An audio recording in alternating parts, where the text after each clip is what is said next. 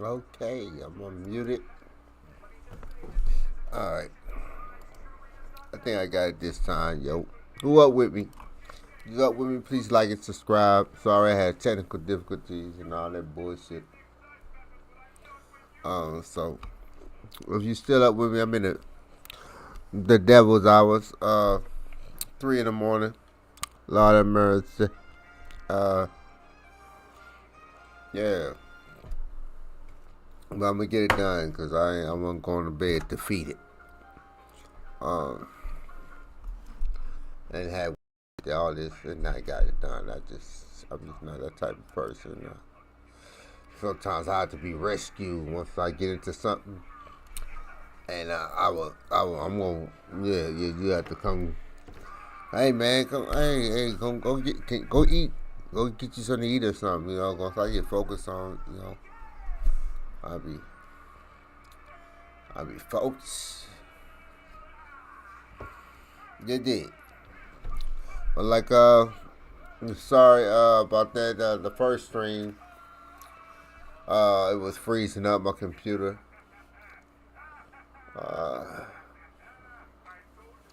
Yeah, it was not computing. So, well, without further ado, shit, we're finna get this bitch started. So, who up with me? I'm gonna share along with it. We're gonna get it rolling. Let me start it from the beginning. Something lately that might be what got him killed. And as the conversation continues, he mentions one more heartbreak.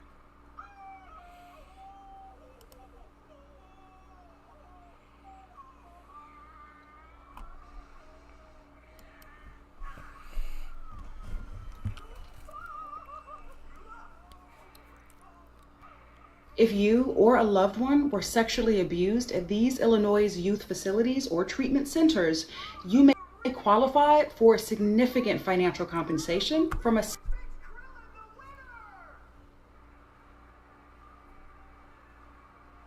state-established fund. More than 800 individuals have come forward with allegations of sexual abuse at these facilities, with claims spanning decades, prompting legal action and increasing public awareness. If you experienced abuse while at any of the mentioned facilities, you can now confidentially report an incident and check for potential compensation. Don't wait, as time to file your claim may be limited. Click the Learn More button now.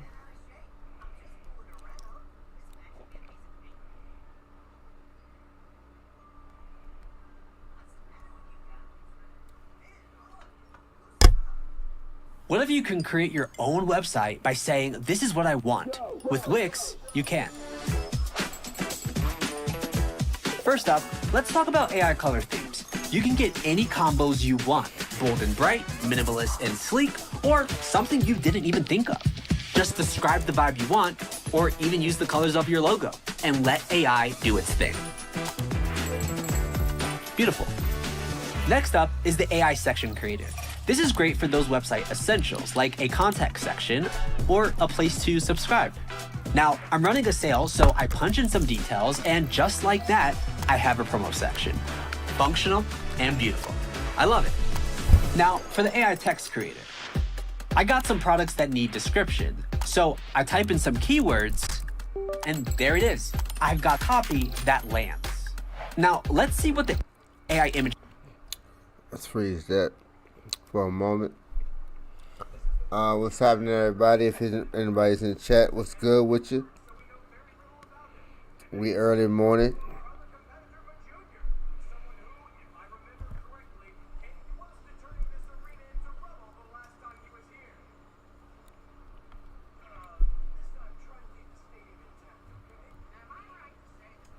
Oh, we.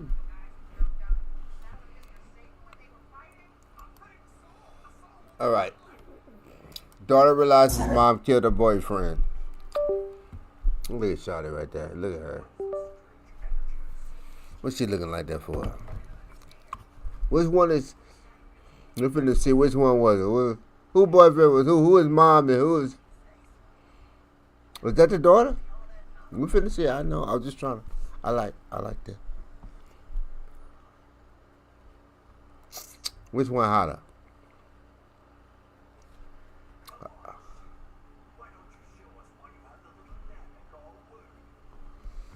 No, for real, but they still, I'll take them down because I'm a conqueror. Yeah, I'm a conqueror. Well, I was. That's my.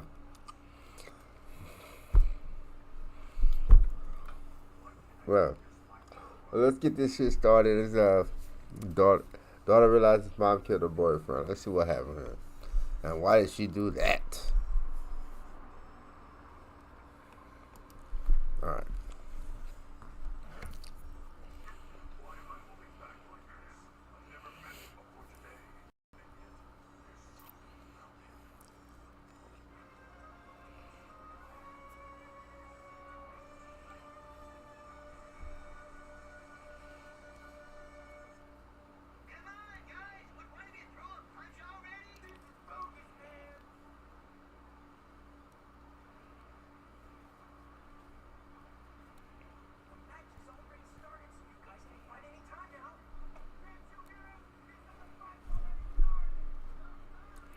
I don't know. I thought I pressed play.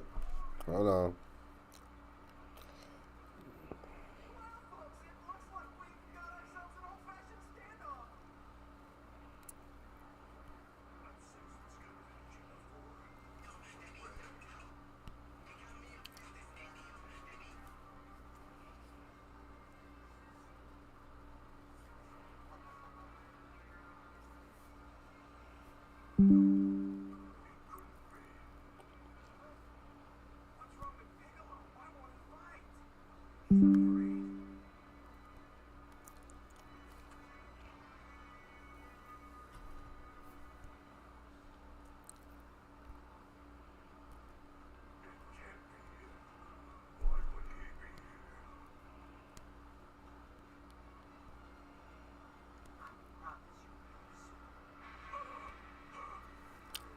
Yeah, I don't know why I'm up this late. I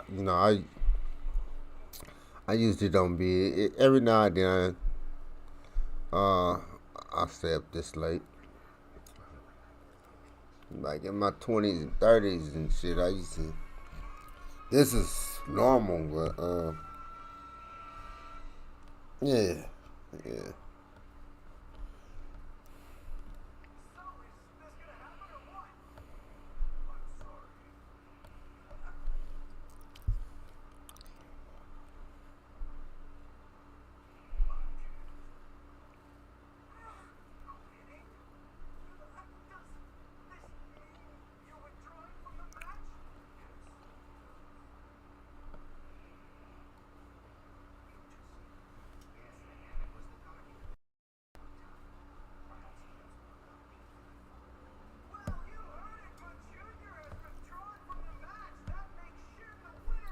All right, let's go. Let's go ahead and start this, Jared.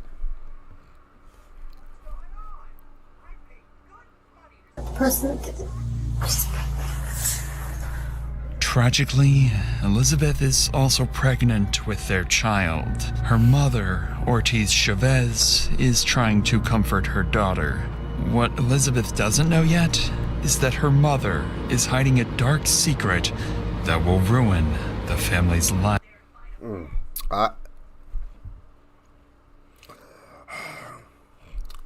gonna just channel into my lower self, and my lower self thoughts are probably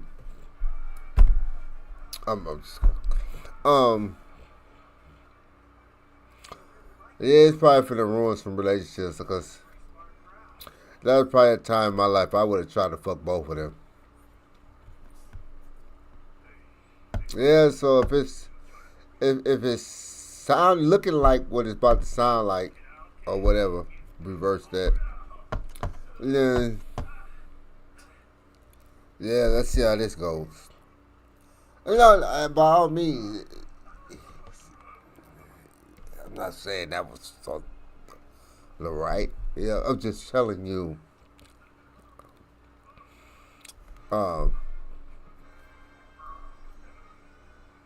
The real.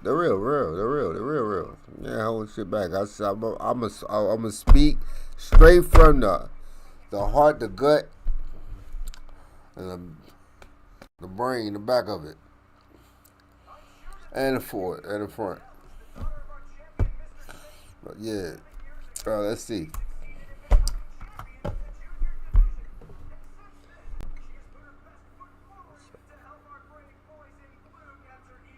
Oh, my probably fucked your boyfriend. Is on video leaving the homicide. You seriously think that they did it? Yes. My mom loved that child. As detectives work the case, more and more clues start pointing towards Elizabeth's family. And as she learns that her own family are now suspected killers, all she can do is deny the accusations, while her mother sacrifices her own children to hide what she's done. All right, then. Do you want to talk? She probably killed that man. It's a quiet Friday morning in downtown Albuquerque. A 16-year-old boy walks alone through a back alley on his way to work, unaware that a killer is waiting for him inside one of the parked cars. Then, a single gunshot rings out, striking the teenager in the head. Oh my God, he was a teenager. See, I said I just be talking because I'm talking. But like I'm actually finna get into this. So it was a 16-year-old teenager that she killed. So this actually got my brain working. I'm gonna let it play out and watch what's going on. But I initially thought it was an older gentleman or something. I initially thought so. So a 16-year-old that she killed, a 6-year-old boy that she might have killed her daughter's boyfriend. He's 16. 16. That's all right. What's the explanation for this? And killing him instantly, while the shooter disappears from the scene. Within minutes, multiple 911 calls start flooding in reporting the gunfire. Patrol units quickly respond to the area, and as officers turn down the alley, they're met with a grim scene. Lying on the pavement is a teenage boy, motionless, with blood pooling beneath his head. The victim shows no signs of life and appears to have a gunshot wound visible just above his temple. Whatever happened in this alley happened fast, and whoever pulled the trigger is already gone. Officers call it in and begin securing the perimeter. With no weapon in sight and no ID on the body, they now need to figure out who he is and why he ended up here. Backup units soon arrive and start canvassing the area, looking for anyone who might have heard or seen what happened. And before long, 2 witnesses come forward, claiming they saw something strange right after the gunshot. Did you hear anything? I didn't hear anything, but I saw people running. One of them is a light-skinned male. He turns around, runs back to the alley, and takes off down the street. I just saw strange cars that aren't usually here. I've just been circling and I noticed some weird activity and I just had this gut-wrenching feeling that someone was about to get shot because there were just weird people back here. And I saw this kid, this guy right here who shot, he was over here talking to some girl. And last minute I saw him there, I turned the corner and I heard a gunshot when I was on this side of the road. So then I came back over here and the car was down. You heard one shot? Just one. According to witnesses, a single gunshot was fired, followed by a group of teenagers scrambling in every direction. One of them was seen jumping into a car with a girl before speeding away. The information is vague, but it gives police a starting point. Detectives soon arrive at the scene and launch a formal homicide investigation. While examining the body, they notice something odd about the victim. He's still wearing an apron, the kind used by restaurant staff, suggesting he might have worked nearby. That small detail sends them straight across the street to the only restaurant in sight, Lindy's Diner. Inside, the owners immediately recognize the victim. His name is Josue J. Ruiz, 16 years old, a dishwasher who'd only started a few weeks earlier. They tell 16 years old. Just started not too long ago, a couple weeks. And he's found dead with his apron on. Congratulations to the shooter. I mean, it's obvious. The first thing is, it's personal, up close, headshot, one shot. They knew where he was going. They knew he was getting off work at a certain time. So, I mean, I guess they didn't think about that before they pulled up on him there. Yeah. His grandfather comes here often.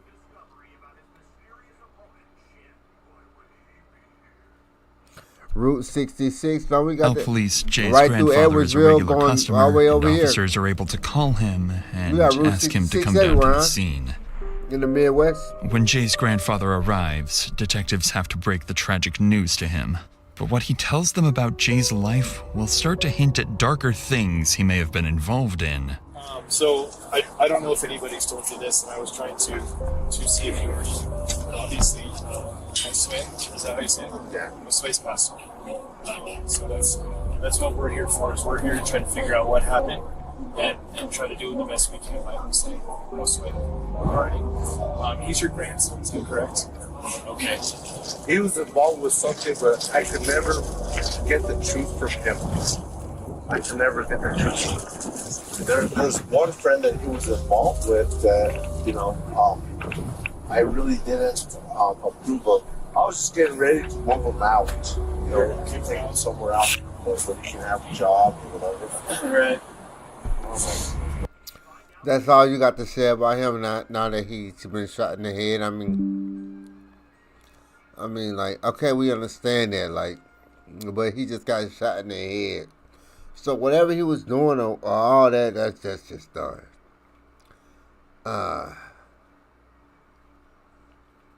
I guess I know he's trying to, like, you know, figure out what the fuck was going on so he could give them clues to kind of help.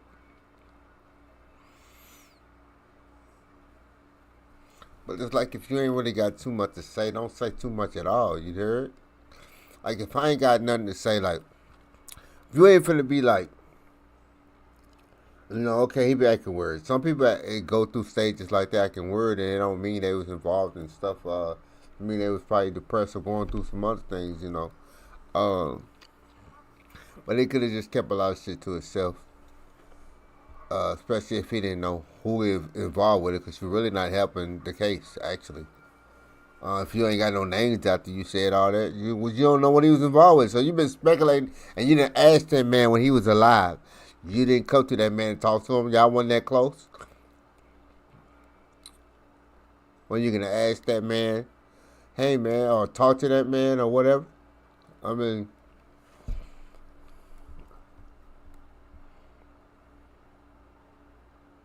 fucked up situation all the hand, but it's just crazy. The reason why I'm saying this, and I know I'm not telling, because people are funny how when you pass away, when you die, how they talk about you, or what people say about you, even when you were alive and you're not around, and you not around, and how if they see somebody you might know and you're not there, how they talk about you when you're not around, you know, like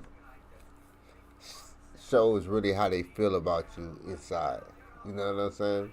Like people you love, people you fuck with, you protect at all times. You even when you don't even have the best feelings or the best situation or relationship with them at that time, if you really fuck with them, you don't somebody pull up and it's just certain stuff you don't let them know. You don't say, you know what I'm saying? It's strategic. It's like, okay, if we talking about really helping this person, my peoples, because they really need help, or we just talking about them, or you just trying to get me to talk about them, or oh, they was involved in it and da da da, but it's really no merit besides they're gonna go back and tell everybody that. So it's just the narrative now, almost your death is in vain compared to them. From what was said, instead of being found out like who did it or what was going on in a concerned way. I don't know.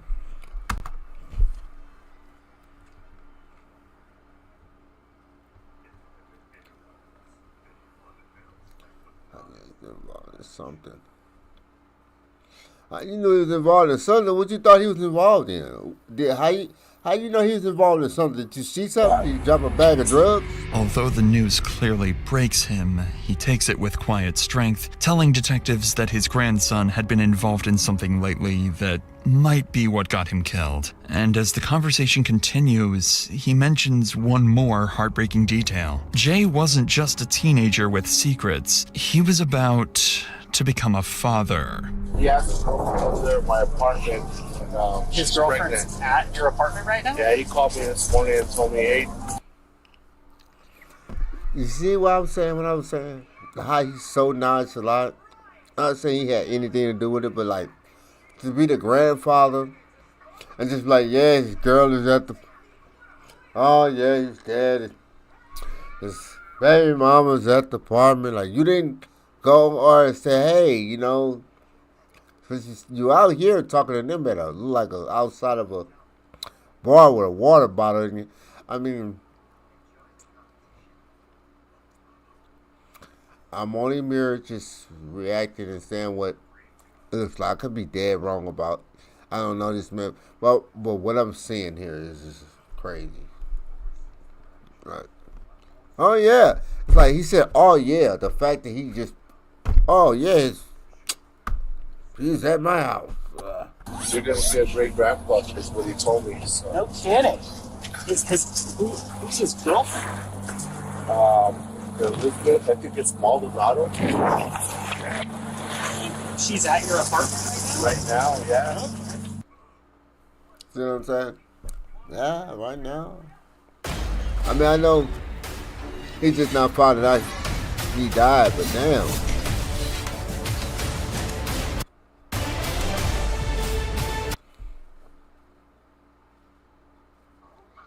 I don't know. If I was heard my grandson died, I'd be trying to The call revelation his mom, his only dad. adds to the tragedy. I'd be Jay's like, girlfriend, damn, that's my 17-year-old grandson. Elizabeth Baldonado, is pregnant with his child and has no idea that he's gone. Investigators plan to speak with her later, but for now they allow Jay's grandfather to leave the scene and deliver the news himself, telling her that detectives will be in touch soon. If anyone can explain what Jay had been caught up in, it's her. About an hour later, the homicide case is officially assigned to Detective Anna Bruciaga as the lead investigator. After reviewing the initial reports and witness statements, she begins canvassing the area for any surveillance footage that might reveal what happened. It doesn't take long before officers locate a camera mounted outside a nearby school, angled directly towards the alley where the Hey, it's a blessing. And a curse if you don't know, if you're doing wrong. It's a blessing if you citizen just trying to live your life and look for justice because you had a family victim or you might have been a victim yourself. There's cameras everywhere, man. It's you can't pretty much do nothing outside getting to that point. What I'd say 20 years from now. 20 years from now, it's probably going to be so many cameras because there's so many now, you ain't going to be able to do nothing. I mean, we already got cameras in our house and all that stuff, what they say that they can watch us and stuff, but people doing this, like people getting caught every day like this just by one CC footage. One license plate, one a parked car. These new cars got cameras on them. These new cars just parked. You drive past them, you've been on bullshit, and they investigating. The camera from a Tesla done got you. You know what I'm saying? Like, it's crazy. It's getting, yeah.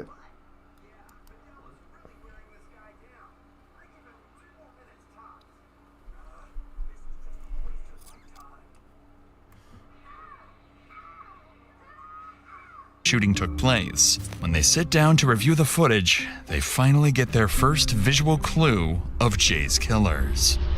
So these are all the cameras that are running on two systems, the digital and the analog. The analog sucks, so just a fair warning. Perfect. This faces the alleyway. Once the shot happens, the people loading the vehicle will react. So it's the individual box of the vehicle somewhere right here. Yeah, so he just walked to the passenger side. And they react. It almost looks like a Toyota. On screen, a gold Toyota sedan can be seen racing away seconds after the gunshot. And through the tinted glass, detectives can barely make out what appears to be two figures inside the vehicle, meaning there are at least two suspects on the loose. A couple of hours later, detectives arrive at the apartment where Jay's girlfriend, Elizabeth, is staying. They believe she might help them understand what Jay had been caught up in, but they have no idea that they'll soon come face to face with one of Jay's killers, someone far closer to him than anyone imagined. Do you mind if we come in here? Yeah, go ahead. Yeah. I'm so sorry for your loss. I know that obviously he was possibly having some issues with some people, right? Can you tell me about that? He doesn't really tell me much about it. So let's start with today. What'd you guys do today? He took a shower at like 8 o'clock. He was getting ready to go to work at 10. I was making appointments today. And the man was going to work.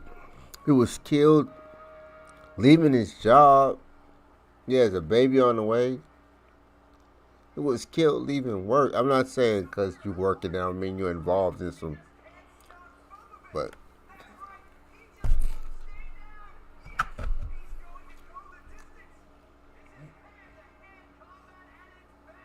because we found out that I'm pregnant. Well, he was texting me still until at least around 12 o'clock.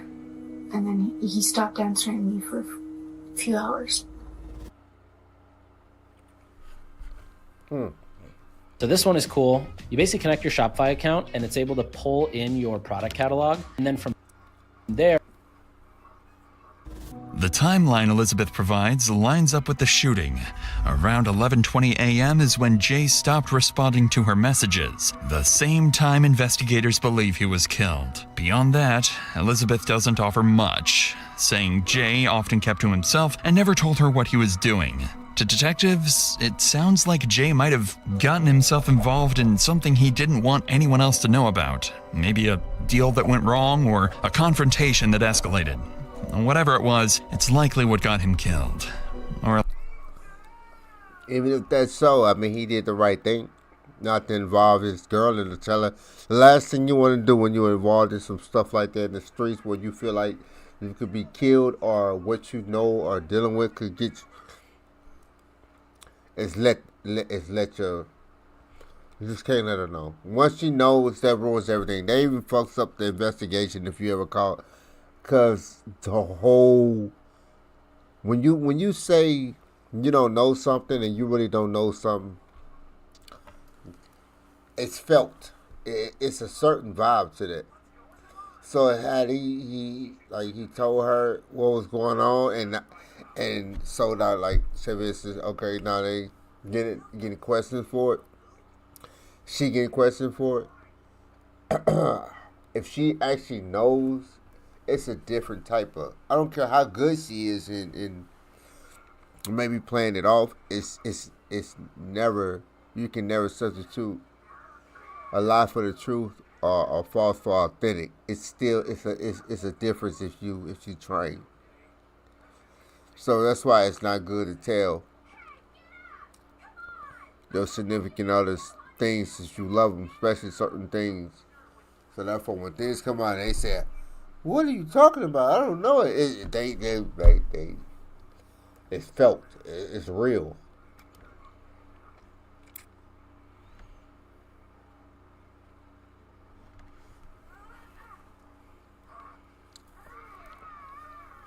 At least, that's what it seems at first. Because Elizabeth isn't telling the full story. Not yet. And the next thing she remembers won't just give detectives a new lead. It'll start turning suspicion towards Elizabeth and her own family. a little bit from what I gathered from Grandpa is that he feels that he was up to no good lately. Can you tell me about that? This morning, him and my brother were supposed to box it out because this has nothing to do with this at all. My brother and him just don't get along. They bump heads very much. But my brother would never do this. He knows how I feel about Jane. And which brother? My younger brother. Your younger brother? What's his name? Angelo. Bitch, you is by you crying and saying this, you already make yourself look suspicious. Or they go automatically finna go ask your brother some questions.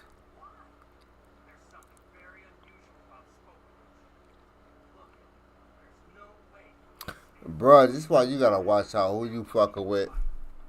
And the family hey yo. And the family they got around you, hey yo. You gotta, yeah.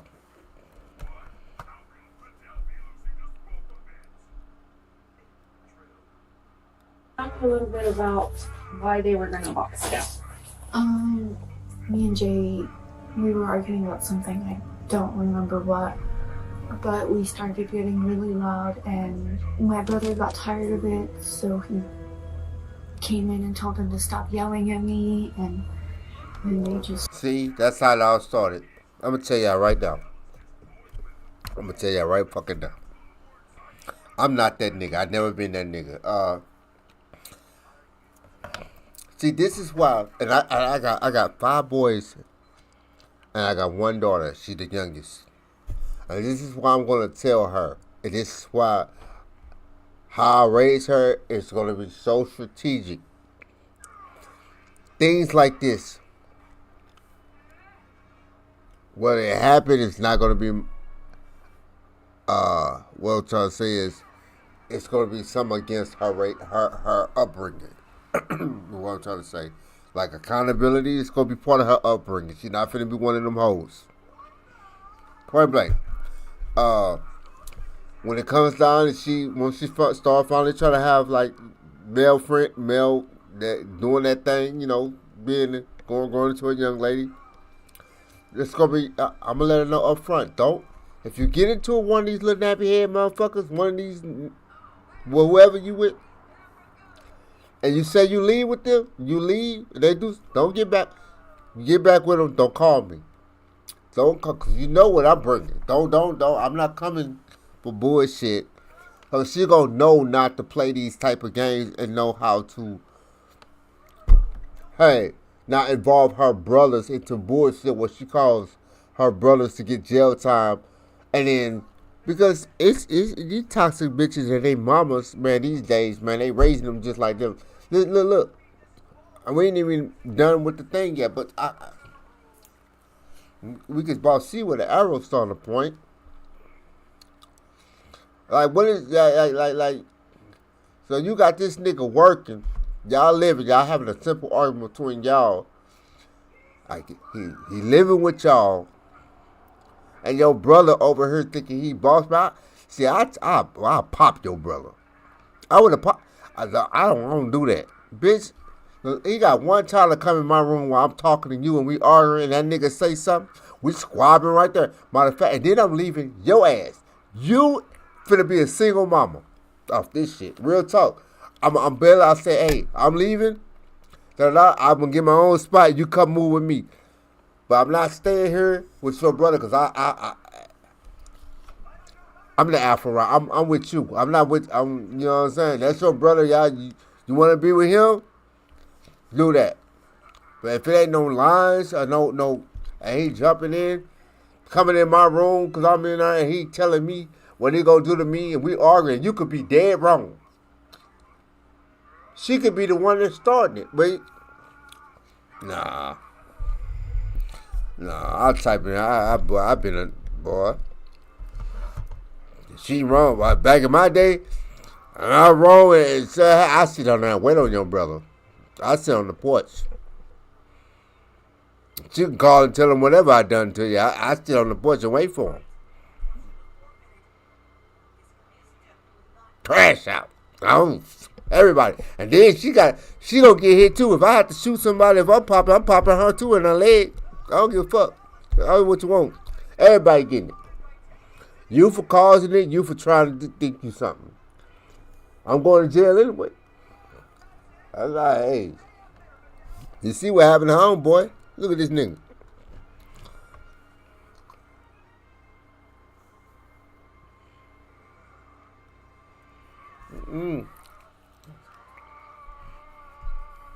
Started fighting. Physically fighting? No. So did they text each other that they were gonna fight? No. Jay called me and told my mom that he wanted to box it out with my brother. See what I'm saying? That's automatically street suffering. That's automatically. Hold on, man. Your brother want to box out? Nigga, fuck your brother. Nigga, I ain't boxing out with no nigga. Nigga, your brother pussy. Ain't no way in fucking hell. See, this is why you can't get yourself in situations like this. No way in fucking hell. With your brother box it out. And that's his baby mama too? Nah, I know the baby ain't born, but say if the baby was born. 2 months, 1 month. You think I'm finna let you, now that it's official, the baby's here, I'm the father, right? I'm the father, protector of this baby. Fuck your brother, right? This your brother. Your brother got brother duties, but I'm daddy. You think I'm finna let your brother come over here and outdo daddy? So now every time I come around, her brother is talking about how he beat his daddy up? Boy, nah, hell no. Not in my world. Hell no. Your brother need to shut the fuck up. Because I'll take your brother out of here for self-defense, because I still got to take care of a son. You feel what I'm saying? Y'all really need to listen to what I'm saying. I still got to take care of a son or daughter. Fuck your brother. He gonna start his own life if he ain't a bum. And get his own girl and be minding his own business. He'll be telling you the right thing. But see, he over here trying to crash out with this man, whatever they arguing, talking about he want to box it out. Man, they fucking with me. My dad, get your brother took out of here, nigga. Fuck your brother. What you think, your uncle gonna tell my son that he used to whoop his daddy? Nigga, no, I'm standing on business. I'm standing on 11 toes. I just grew one, an extra one, just cause I'm standing that hard. Fuck that.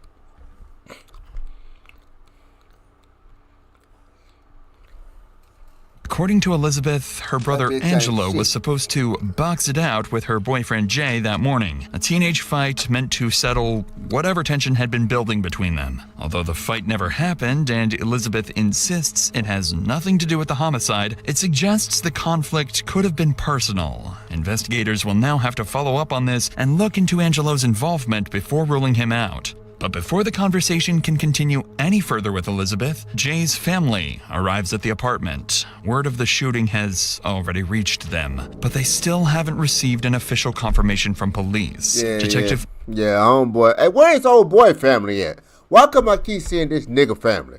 This bitch family? Where is the victim's family? Where is the victim's family at? We haven't talked to them. Am I wrong?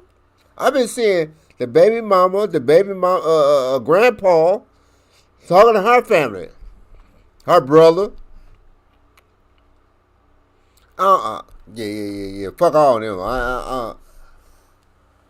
I don't trust none of them.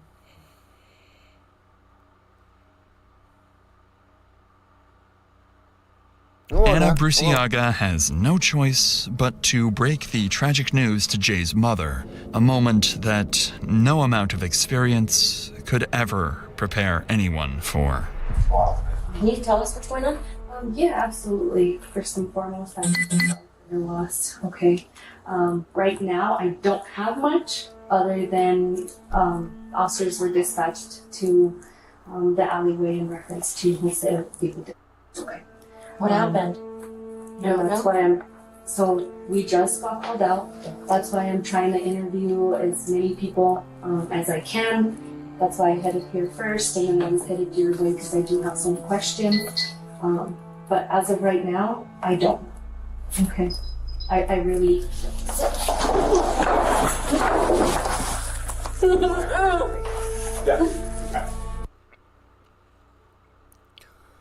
Now, folks, that's a real reaction right there. That's a reaction of somebody who really lost somebody who they cared about when they found out.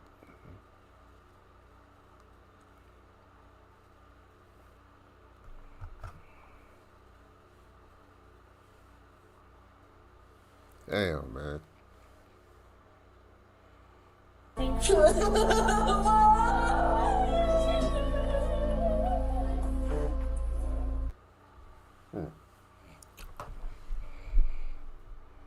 It's so easy to become a podcaster with Riverside. You just need a concept and a way to record it. First, go to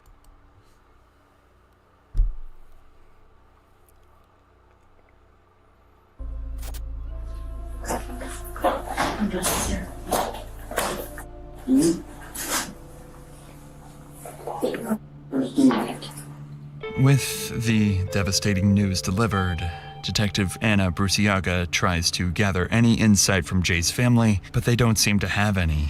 Even his mother can't imagine who would want to hurt him, leaving detectives with no clear leads or motives to work with. As investigators collect Jay's phone and prepare to leave, another woman walks into the apartment, Ortiz Chavez, looking to comfort her daughter. Detective Bruciaga sits down with her to collect some basic information. A casual conversation at first, until Chavez mentions a small detail that catches the detective's attention and quietly puts her on the radar. What kind of car do you drive? I drive a Toyota. Toyota? Yes, I could go. Yeah, it's cool. Soldado, I used to whatever. And you said you just purchased it? Yeah. Do you have a plate on it? Yeah. No, I don't. They took our sticker off the temp tag. Yeah, they took it off the car. Where you said it's yeah. So earlier this morning it broke down. Now this shady ass bitch thought she was gonna walk in, y'all. She thought she was gonna walk in, console her daughter right in front of the police, like she don't know nothing. Look at her face right now.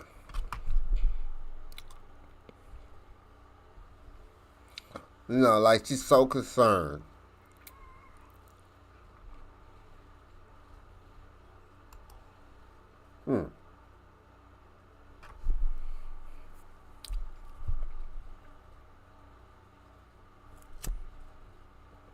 On her, and then she just left it there. As Chavez describes her vehicle, Detective Bruciaga immediately recognizes the description. A gold Toyota sedan, similar to the one caught on surveillance footage speeding away just seconds after the shooting. The connection is hard to ignore. Bruciaga notes the details but decides it's too early to jump to conclusions. Wanting to verify it as quickly as possible, she wraps up the initial interview with the family and heads out with officers to the spot where Chavez abandoned her car that morning. When they arrive, the car is nowhere to be found, and Bruciaga starts suspecting Chavez might be hiding something. About 40 minutes later, investigators return to the apartment to interview Chavez privately. And that's when things start to get interesting. By now, it's only been a few hours since Jay was killed, and most detectives would still be collecting statements. But Bruciaga's instincts tell her there's no time to waste. So she sits down with Chavez and makes a bold accusation. So here's the thing, okay? So I believe your car was used in today's homicide. Okay? You lied to me. No, I am not. You lied to me? You lied to me. No, don't look don't look to the left like that, looking at your eyes like that, bitch. You lied to me. You know what's going on. See, I feel like women who act like that, that's the same person that look at a nigga and lie to him and say, see, girls like that, they need to be shook up. You know what I'm saying? I don't play no game. I feel like when a girl even when she's talking to law enforcement, or whether if it's a male. If it's a male lying to me or a male lying to some other male, I think, especially when they look like that, it's almost more disrespectful than them physically touching you. Because I think you looking at me like you think, I'm a fool. Like, you know what I'm saying? You look at me. That's when you should just slam the table, grab her by her something, and then do something. Shake her up. Turn it to Batman. Yeah. Batman know how to get answers. He don't play with the bullshit. I agree. Turn to Batman. As soon as she start talking crazy and you know the truth and you know she lying, you just automatically interrupt her mid-sentence, especially if you know it's true. Only if you know it's the truth. I don't care who it is. A guy, you ask somebody, you stole my money, right? I'm telling you real life. You stole my money. I asked you, I already know. The nigga don't know I know he stole my money. And you ask him, and he go, no, man, I ain't steal your money. Hey, you want to go to Dave and Buster's? You know what I'm saying? That's not just tweak out and bust his lip out of nowhere mid-sentence. Then he's like, what's going on? Because he's still playing, and you just do the dirt to you, and then you let him know what's going on. You know what I'm saying? You don't let them get away. You doing the due justice because you're saving the next person, and they might try to play this. You let them know that they can't go around just talking like niggas don't. You know what I'm saying? If people like me out here that do that to you like that. You know what I'm saying? I've been working on myself, so I don't have that in my immediate life right now. But I have definitely been a part and been in a sequence of all the things that I would talk about and say. So. Okay, I didn't lend my car to nobody. Detective Bruce Yaga is quick to connect the dots, suspecting that it's Chavez's car that was speeding away. But Chavez claims she abandoned it and it must have been stolen.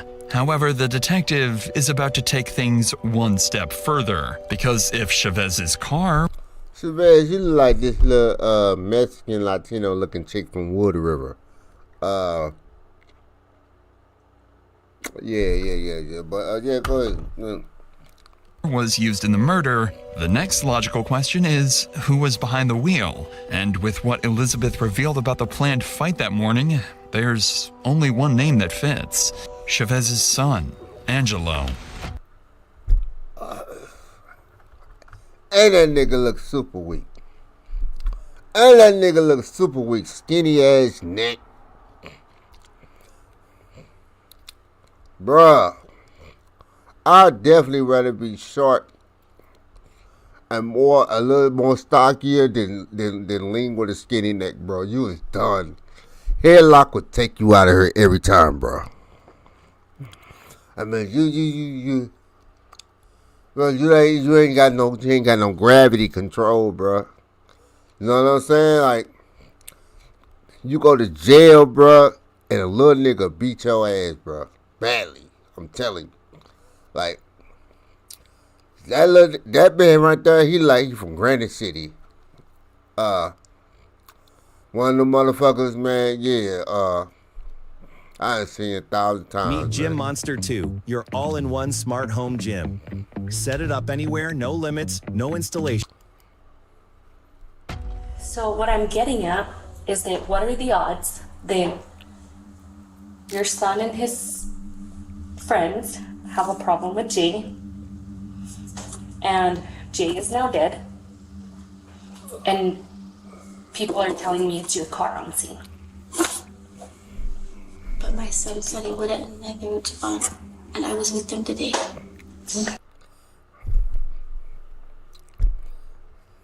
I'm gonna say this. I'm so glad that it's an actual female detective on this case who detected it. See, this is kryptonite. You want to get rid of a fake bitch? Bring a real bitch around.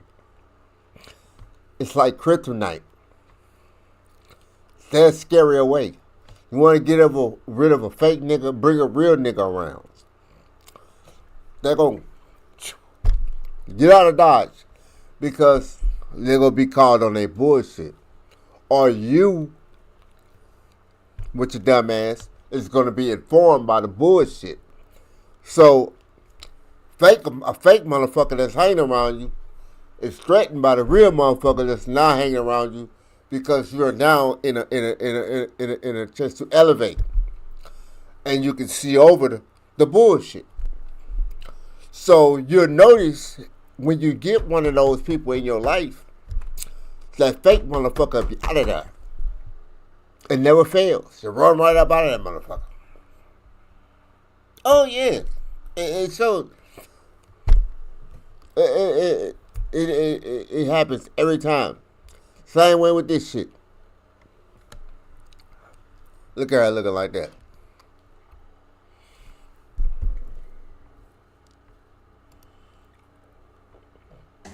So you were with them all day? Yes. My son had an interview at 9 o'clock, and we were over at the Whataburger over there, Cottonwood or whatever. You drop him off? No, I didn't leave the Whataburger. Okay, so you waited for him to be done? Yes, and we went back together to my house. Okay, then you guys go back to the house. Mm-hmm. Okay. She on it. She's on it. She write everything down. Like I said, you can't pull past a real motherfucker. See, it's a female. Had it been a dude, had that first initial contact when she came in that bitch like a concerned citizen, looking all, she might have played on that male. As a mother, as she's consoling to the daughter at that moment, her walking in like she did would have hit different. I'm just saying, I could be dead. I think it would have hit different had it been a male. Not saying it would never happen if it was a male, but he had to be super focused because her initial run. The thing, what I was trying, my whole point, what I was proving, why I said what I said when a real motherfucker come around, when a female come around, when you get a female officer, when there's at a job or any place you is, when it's somebody, a female about their business, and it's a bullshit female tend to get over on the bosses and shit like that if they male or whatever like that.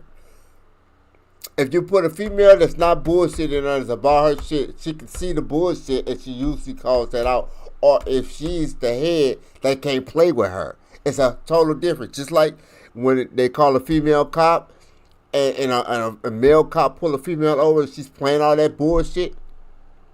Once that female cop come, it's done with the bullshit. It's like, hey, hold up. I'm searching you. All that crying. The bitch ain't trying to hear it. You know what I'm saying? Niggas don't try to hear it too, but they are trying to hear it because it's their job. And they try to say, for a female, it's more easily, like, she not finna accept another whining bitch. You can't play on her emotions like you could try to play on the males, even if whether you're successful or not. It hits different when it's like that. So when that real one come in, she knew that from the jump. When the moment that girl walked in, she probably felt the aura. She probably felt the depth on that bitch. The guilt or whatever she had came in the room with.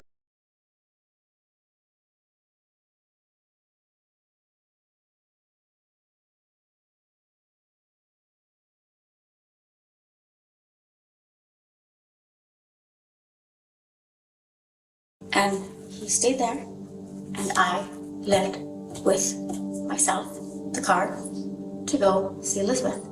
Chavez's morning timeline only reinforces the detective's suspicions. If she really abandoned her car around 10:30 that morning and it suddenly vanished, then there's a very high chance it's the same gold Toyota caught on CCTV later when Jay was shot. Witnesses also reported seeing a young male and female inside the car. And with Chavez having both a teenage son, Angelo, and a daughter, Elizabeth, things are starting to look very suspicious for her family.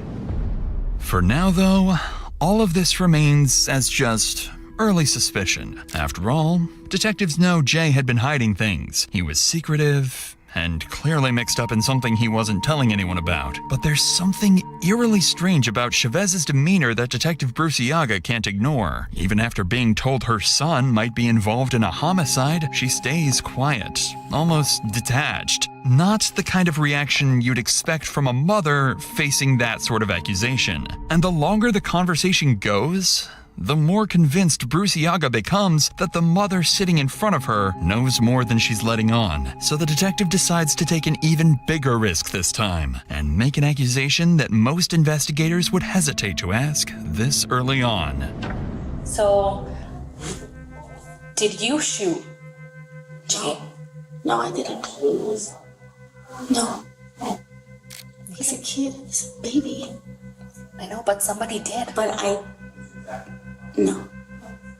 But I also feel like you know more than you're telling me. But I know.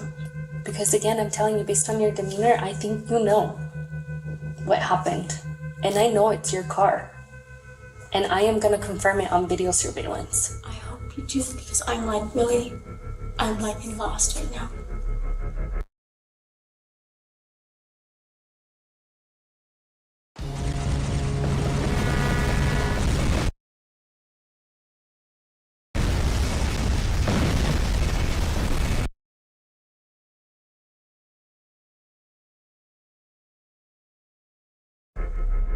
Again, Chavez's reaction isn't what Detective Bruciaga expects at all. Instead of breaking down or reacting defensively, she simply denies it with a sorrowful face. This response leaves Bruciaga torn between two possibilities. Either Chavez is innocent but in complete shock, struggling to process what's happening,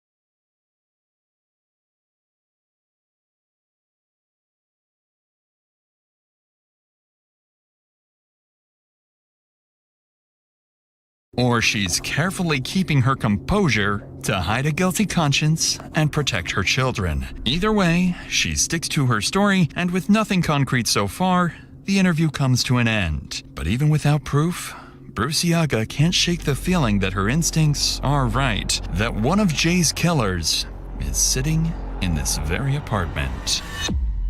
With her doubts only growing, Bruciaga decides to move quickly and verify Chavez's version of events with the one person who can either confirm or contradict it, her son, Angelo.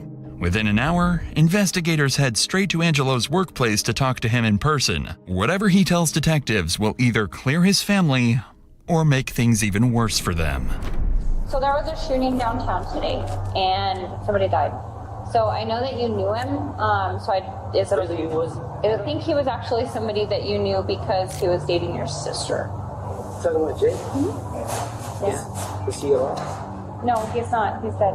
So I just wanted to find out from you just a little bit. Can you tell his grandpa? You talk to his grandpa, right? Yeah. Can you tell his grandpa I'm so sorry? Okay, yeah, for sure. So explain to me what this whole, your mom and your sister explained, this beef between you and Jay. So explain that. We had a problem with him and sister. Then, like I said, we had that with father. And then we didn't really, talk after that. We both went our separate ways. Yeah. So your sister tells your mom tells you that Jay wants to fight. So when did you guys plan to meet?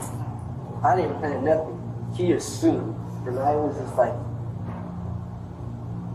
we're good. We had all this food. We had all this food. So we're good. He said he wanted to do 8 o'clock. Today? Yeah. Yeah. And she, you mean your mom said? That's what he told me. That's what Jay told me. That's what Jay told me to tell my sister to tell me. But so on and so forth. Just like I told him. That you're supposed to meet. Where were you guys supposed to meet? He just said he wanted to fight me. 8 o'clock in the morning. So I assumed we got my door.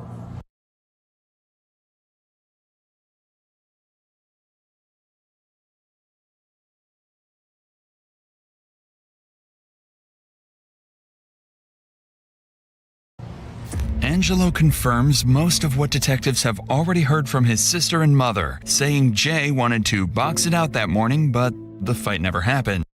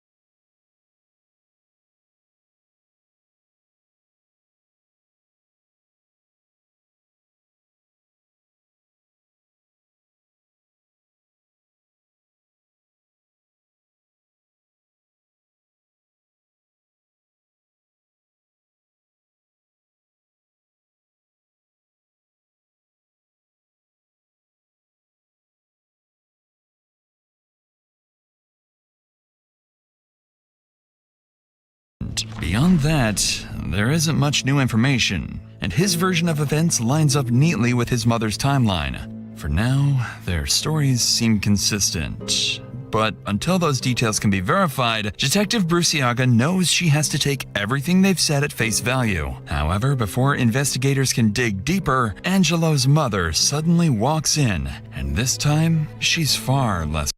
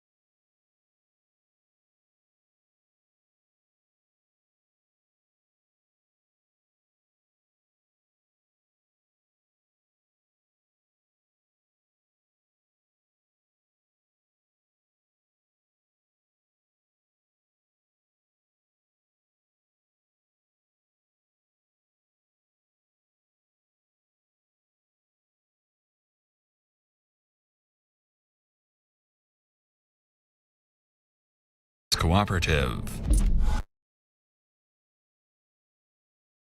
If you or a loved one were sexually abused at these Illinois youth facilities or treatment centers, you may qualify.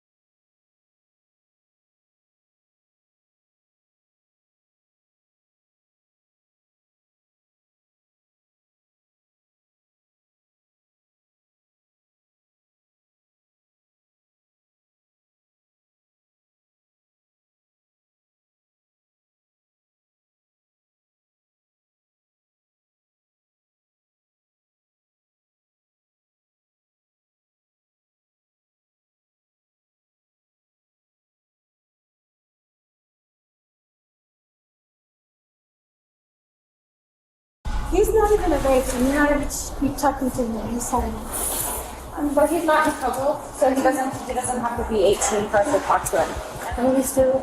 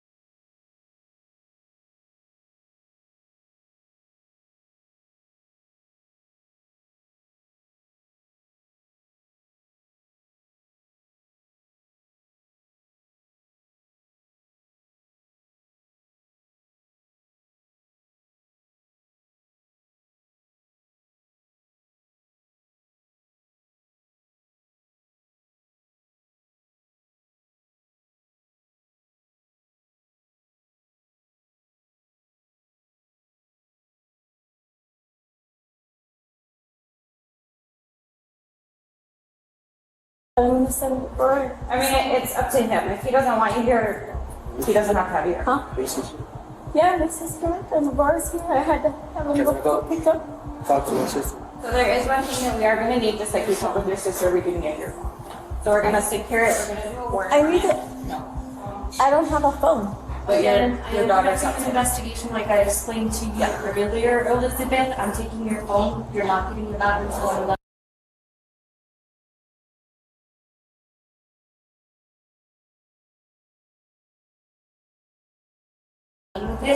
As soon as I'm done with it, I will give it back to you. Do you want me to take you to go find where your car was left? Because we've been all over there and we can't find it anywhere. Well, I'm gonna go shortly, but I want to make sure that my kids and my family get home.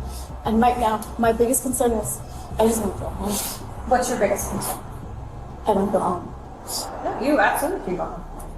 Despite investigators' attempts to convince her otherwise, Chavez insists on taking Angelo home. Even if her intentions are innocent, this sudden change in behavior doesn't help their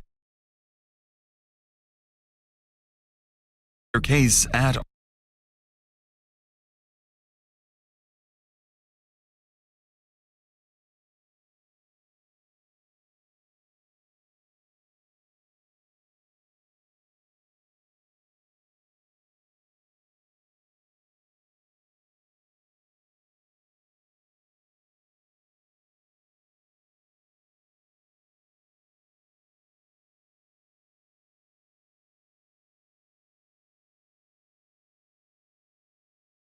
all. If anything, it makes it look like an attempt to shield her son from further questioning. With the interview shut down, officers seize the family's phones, hoping digital evidence might reveal what they're not saying out loud. Back at the police station, detectives spend the next couple of weeks combing through statements, surveillance footage, and phone data. What they find begins to reshape the entire case. Among the first discoveries are text messages showing that Chavez was directly involved in arranging the so-called boxing match between her son Angelo and her daughter's boyfriend Jay. In one exchange, Elizabeth texts Jay saying that mom says they'll be there at 8. Other messages suggest there may have been a gun involved. In one text, Elizabeth writes, "I'll be there too because I don't want anything like they pull a gun out." Investigators also uncover signs that Jay and Elizabeth's relationship was deteriorating, with both of them talking about breaking up. In one message, Jay tells her directly, "I'll talk to you when it comes to the baby, but I ain't doing this with you anymore." But even more alarming were the contradictions in the family's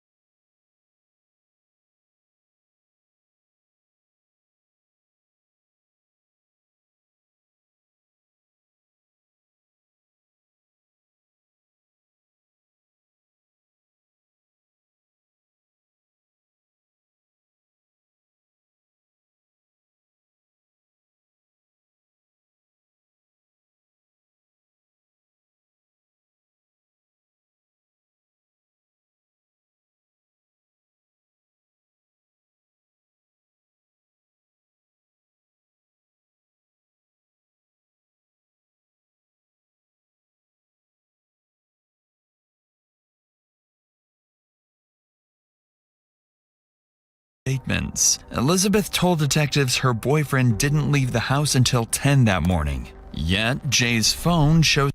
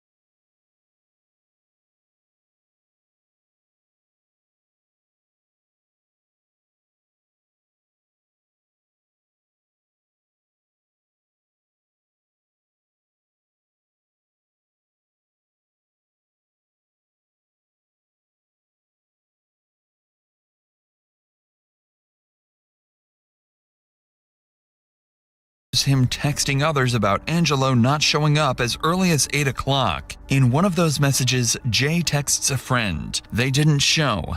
8 o'clock, the mom said, and it's 9. Man, her family's a bunch of assholes, I swear. Additionally, detectives uncover another name that hadn't come up before. Elizabeth's older brother, Gilbert. In his messages, Gilbert expresses anger towards Jay and even makes promises of retaliation. By the end of the review, Detective Bruciaga becomes convinced that the entire family might be involved in planning what happened that day. Now, it's no longer a question of what happened, but who did it and exactly why. What if your small business could run a TV ad on the #1 streaming platform in America? Well, now you can. With Roku Ads Manager, setting up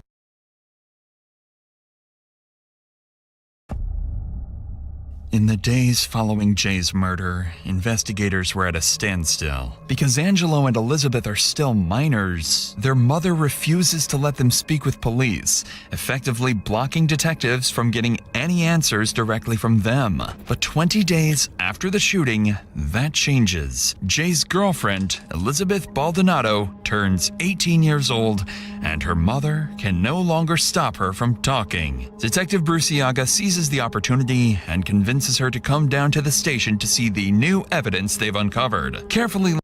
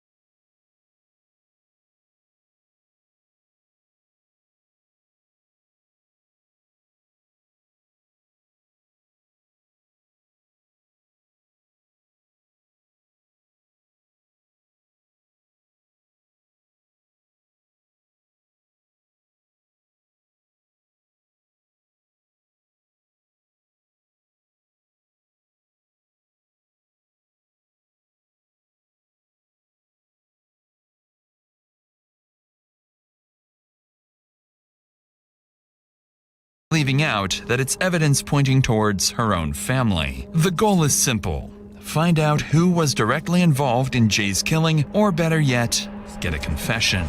But before we get to that, do you struggle with deciding what to cook every day, or just end up ordering food every time? HelloFresh might be the best option.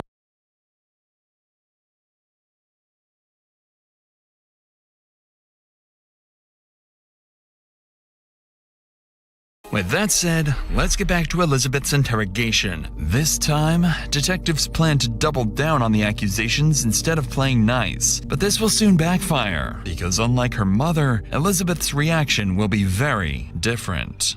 Now that some time has passed and you've had time to think about it, Elizabeth, I want to hear what happened. Because I think you know more than you told me that day. I don't know anything.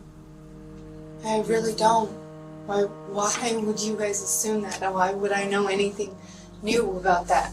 Because I have your phones, and I've looked through your phones. And so I do believe you know more. What would I know more about? About who killed him? About who did it? No, I don't.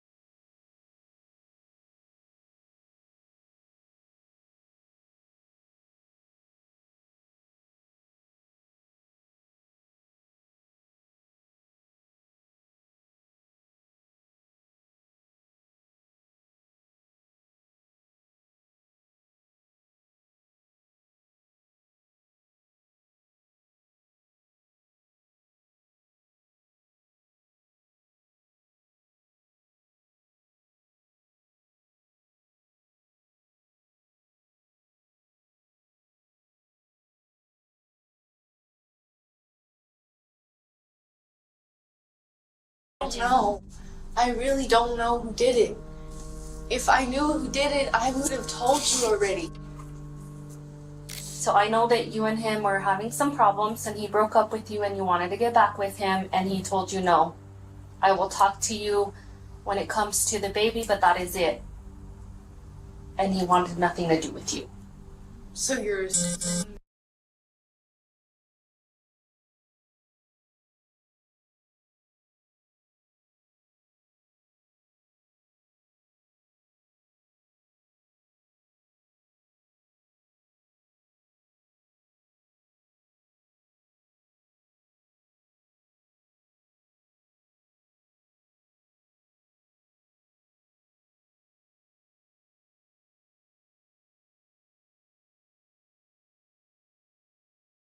that I had someone do something to him?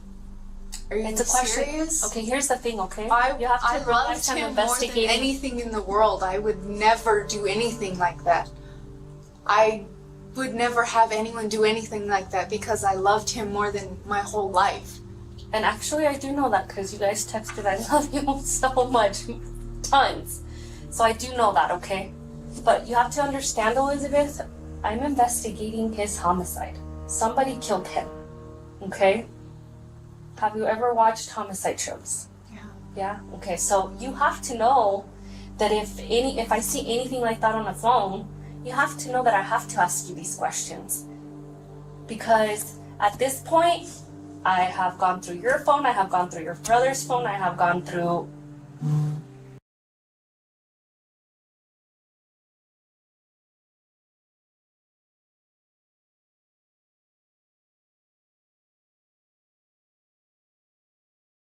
Sweat's phone, I have gone through other things, and I have to ask these questions because I have a feeling you know more than you're telling me. I don't! I really don't! I don't know anything more than I'm telling you. As planned, there is no small talk or warm-up. Right away, Detective Bruciaga tells Elizabeth she's not being fully honest. The approach is blunt, And it's clearly hitting a nerve as Elizabeth quickly grows defensive. But Bruciaga isn't backing off just yet. She's about to bet everything on her next move, laying out every piece of evidence she has against the family in hopes of eliciting an admission from Elizabeth. In the Win with Zen sweepstakes, you can get a chance to win $100,000. But there's more than one way to win with Zen. So you brought up that your brother Gilbert had mentioned and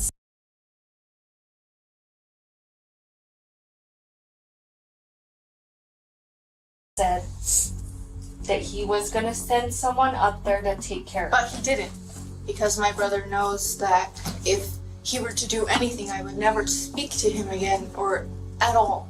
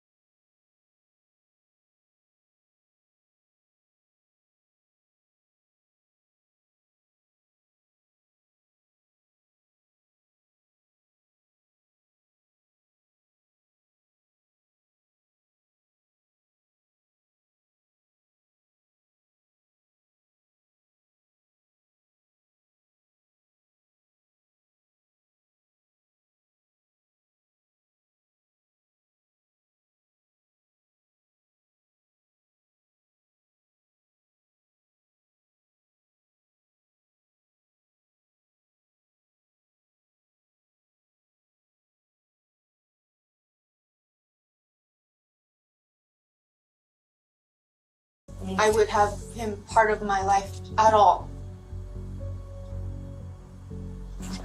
So Gilbert didn't do it. Why would my brother do it? My brother literally knows how I feel about him. So I'm pretty sure you've been in the household and have heard conversations. Correct? Heard what? Anything. Anything that talked about. They do not talk about anything. Okay, so where's your mom's car? I don't know. You're seriously assuming that one of my family members did it? Because the car is missing. She literally filed a report that her car was missing that night. Okay, so you say you love Josue, right? And he's the love of your life. So why are you covering for your mom and your brother? I'm not covering for anybody. Are you fucking serious? You seriously think that they did it? Yes. My mom.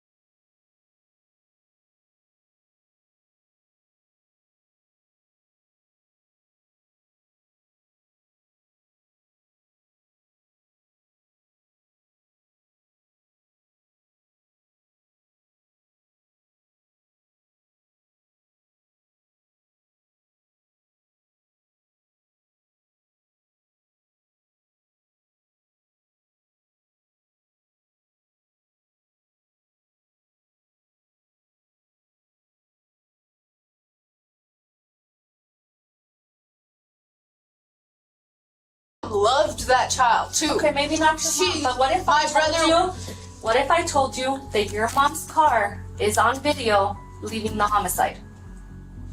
What if I told you that? You know how many Toyota Camrys that are gold live in the city? But what are the odds that your brother and Josue were My supposed brother to meet was at home.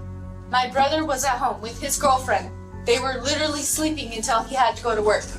It's clear that Elizabeth has reached her breaking point. Every accusation towards her family is pushing her closer to the edge. Most investigators would pull back here, take a break, try to de-escalate, but not Detective Bruciaga.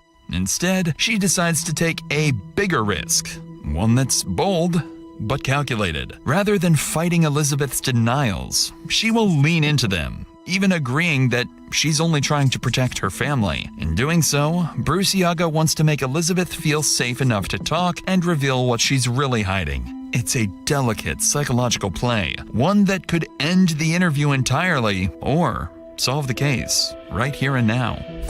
But I'm gonna tell you right now that your mom said she drove Angelo to his interview. Guess what? Angelo said he borrowed the car from your mom and he drove himself to the interview. So obviously, somebody's lying. And I kind of understand that you don't want to see. No, you don't. They don't. They did not do it. Because you are literally looking in the wrong place. You're just trying to blame somebody just so that you can get someone for the crime. I know they didn't do it because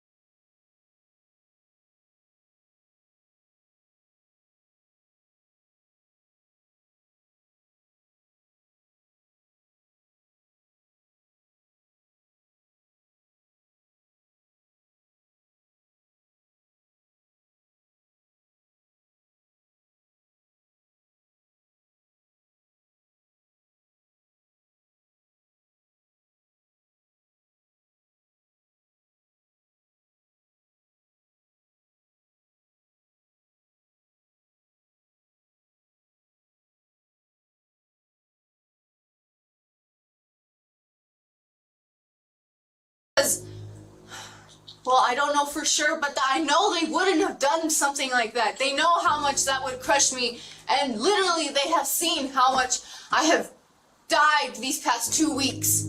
Okay, and I'm My not telling brother you. I'm literally- not telling you if I find out your brother. I'm telling you when I gather up all my evidence and I arrest your brother, I hope that you didn't know more. You guys can think however you like. My family did not do it. Elizabeth, you can't get out without us letting you out, babe.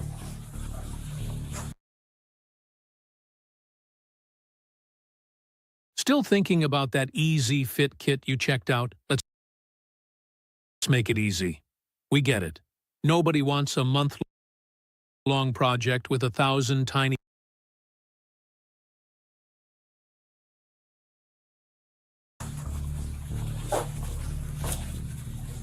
Elizabeth, I think you're ready to tell me more than you're telling me, okay? You have to realize, Elizabeth, that somebody took your baby's dad's life, and now that baby is not gonna have a father. And as much as you love your family,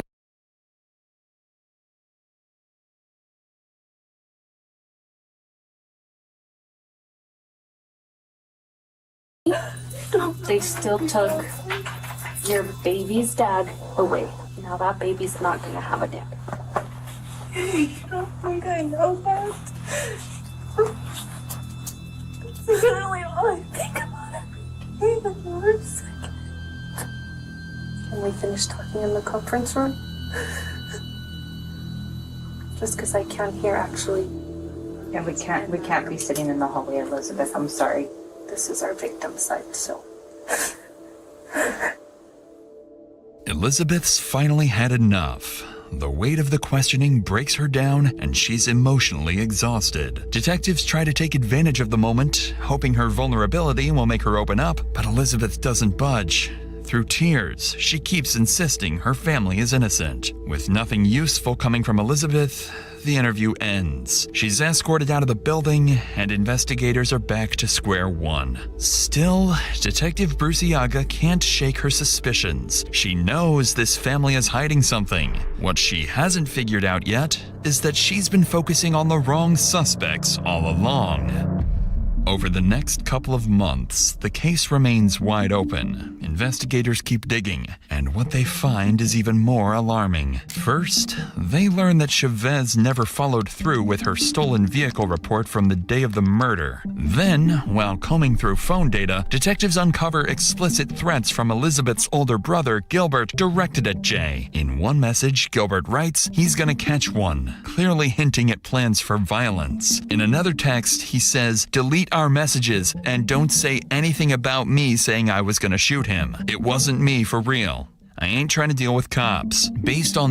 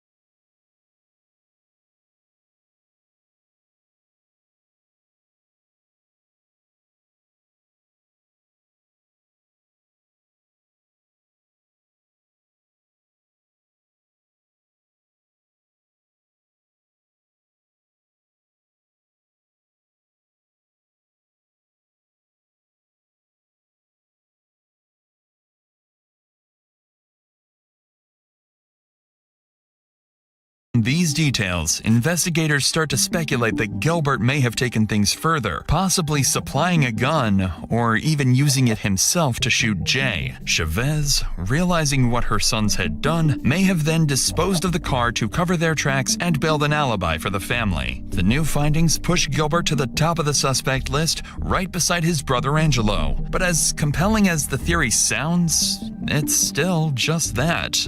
A theory. The case remains strong on suspicion, but weak on proof, and Detective Bruce Iaga desperately needs anything concrete from the Baldonado family.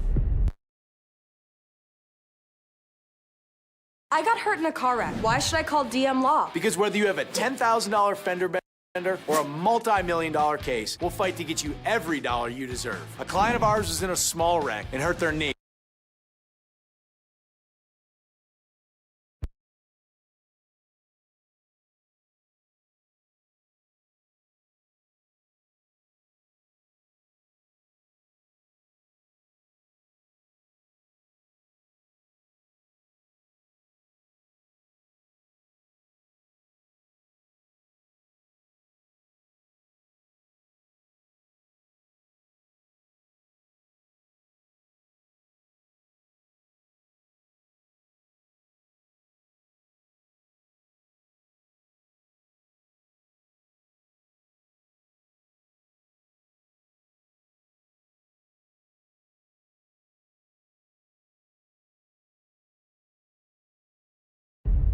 So, on May 19th, 76 days after Jay's murder, Bruce Iaga and a team of officers head to the family's house determined to confront them face to face and see if she can pressure someone into cracking. When the investigators arrive at the door, no one expects how quickly things will get heated.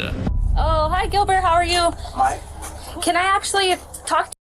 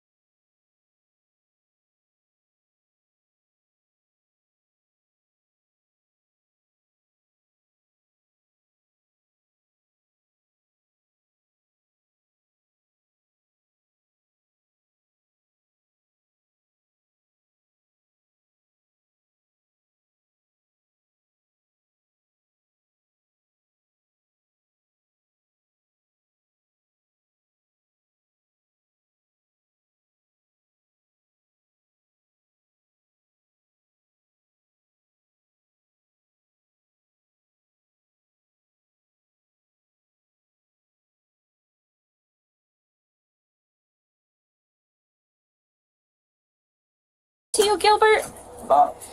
You know what it's about because, you know, I've already done some research. I'm not going to talk to you right here in the door. Do you want to come talk to me over here? Hi, Elizabeth. How are you? Good. Okay. Is your mom here? She's showering. You might want to go tell your mom that I would like to.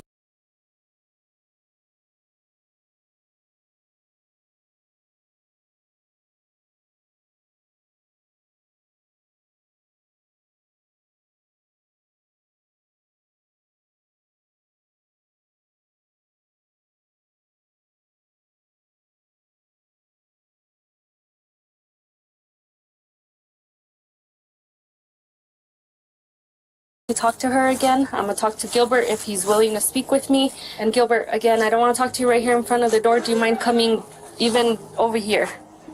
Yes. So, tell me what you know. Like I said, I just moved in here. I just moved here. Like, Okay, so I'm not gonna play games with you, okay? I know you threatened to take care of Josue. yeah, but I didn't do anything. Okay.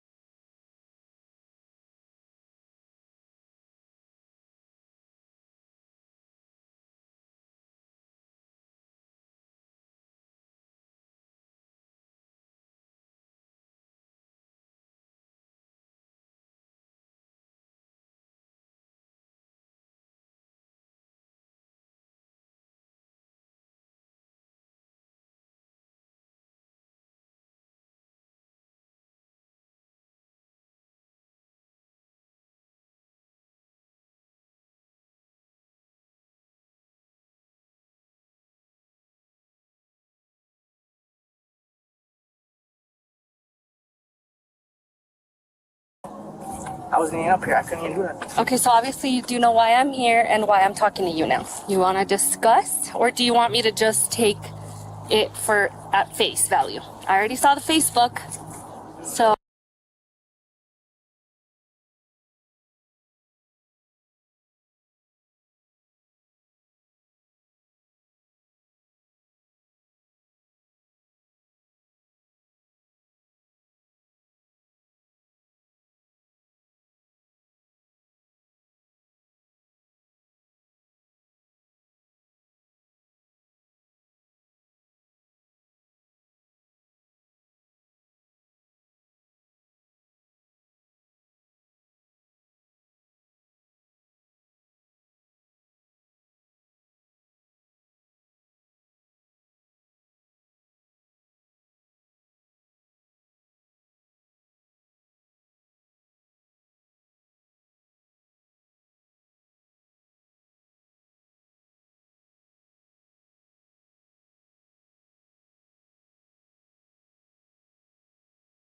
Oh.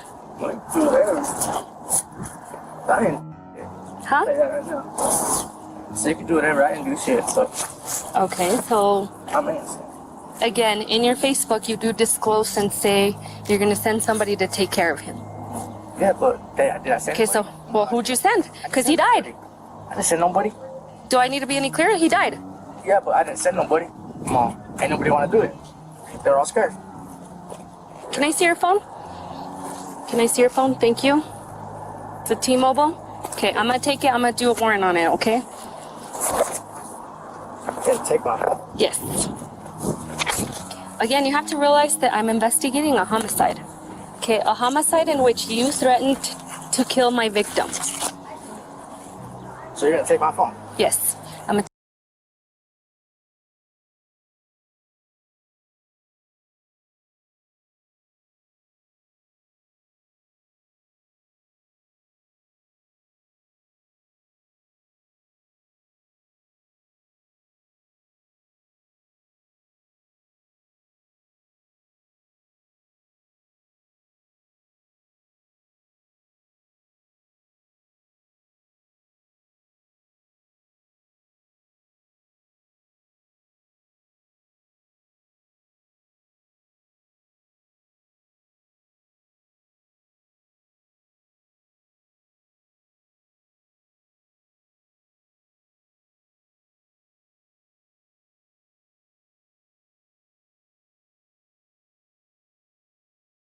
take your phone. I'm gonna do a warrant on it.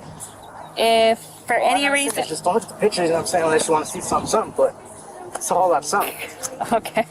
Well, I won't look at pictures, but I am interested in who you've been talking to, text messages, and so on. So I am gonna do a warrant on it. Okay.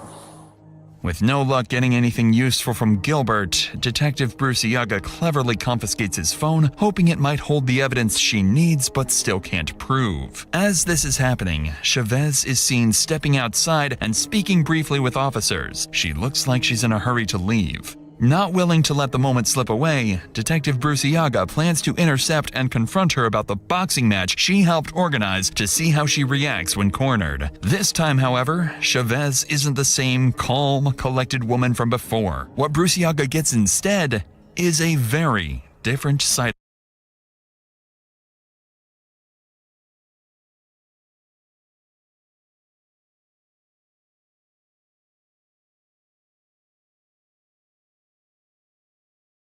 of her. If you or a loved one were sexually abused at these Illinois youth facilities or treatment centers,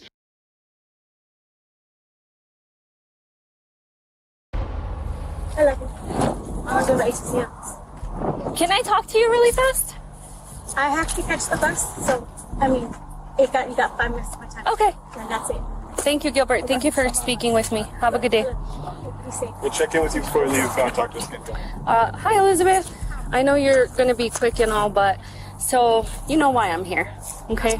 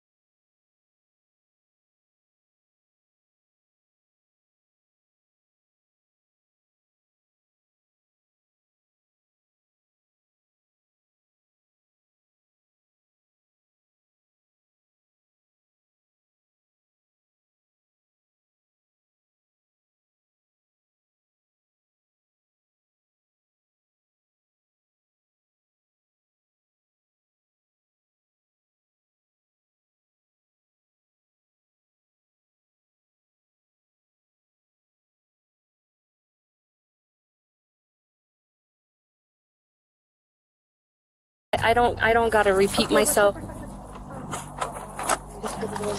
I don't want to repeat myself. I don't want to play games. This is that Okay. confirmation number from when I had called, because I called that same evening, and nobody ever came by to You didn't report your car. I did. This No. is it. Yes, it is. I already know. Okay, you know They what, tried- Eddie? I'm not trying to be mean with you, but this is the confirmation number that. So why did you set up a fight between Angelo and Josue? No. Yes, you did. No. The I little have boy called phones. over. He called to the house. He was asking for a fight. I was like, wait a minute. What, you want to do what? I was like, are you serious? It was either that or you want to sit there and do some stupid things. I'm not trying to have stupid.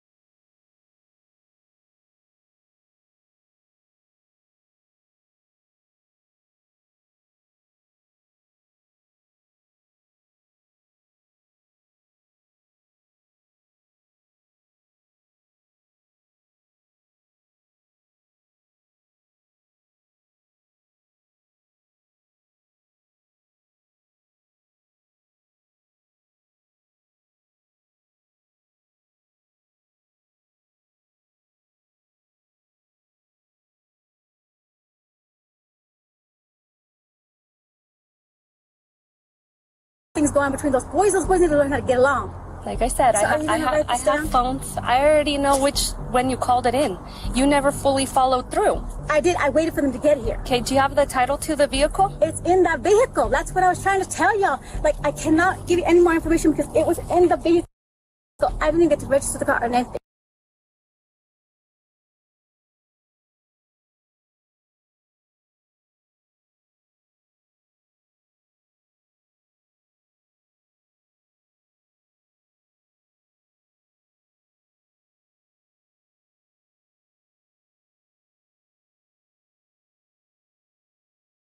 You've had the car since before January. Yeah, and I also had to get an alternator for it. You know how much money it takes to just for me to save for just a little bit, a few things? But the little boy, he called.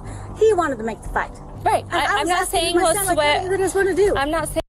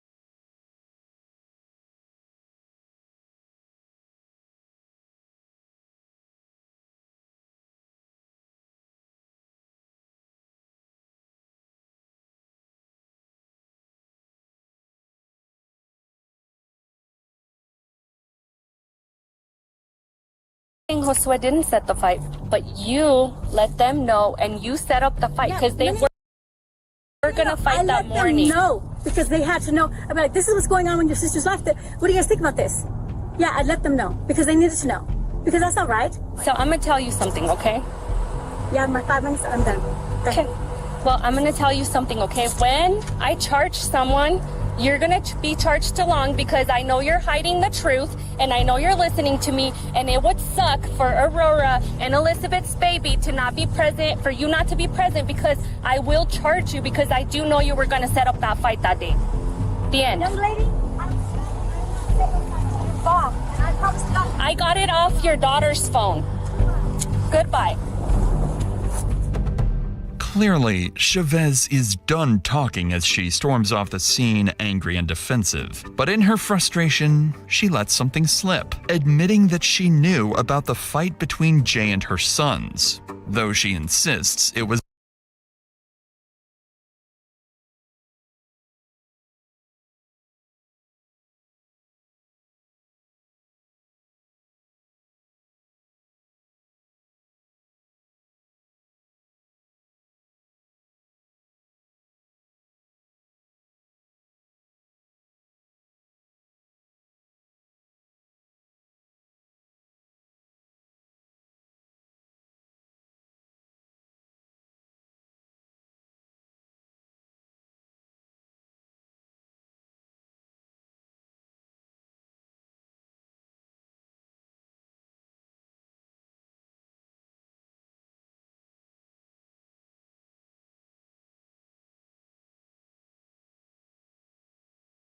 all Jay's idea. Before leaving the house, Bruciaga tries once more to speak with Elizabeth to see if she's finally ready to tell the truth.